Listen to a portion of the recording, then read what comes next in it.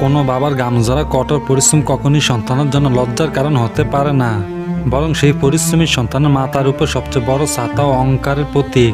সমাজের প্রচলিত এমন অহংকারকে বুড়ো আঙ্গুল দেখিয়ে সেই সত্যিটি নতুন করে প্রমাণ করলো একটি মেয়ে। সম্প্রতি সামাজিক যোগাযোগ মাধ্যমে ভাইরাল হওয়া একটা ভিডিওতে দেখা যায় তীব্র রোদের মধ্যে রাজপথে এক বৃদ্ধ বাবা পূর্ণবোধে বাড়ি একটি ভ্যানগাড়ি ঠেলে নিয়ে যাওয়ার আপ্রাণ চেষ্টা করছে। ঠিক সেই মুহূর্তে কোনো দ্বিধাবোধ না করে ছুটে আসেন তার বিশ্ববিদ্যালয়ের পড়ুয়া কন্যা। ফিটে ভারী ব্যাগ ঝুলিয়ে রেখে পেছন থেকে বাবাকে ভ্যান ঠেলে সাহায্য করেন।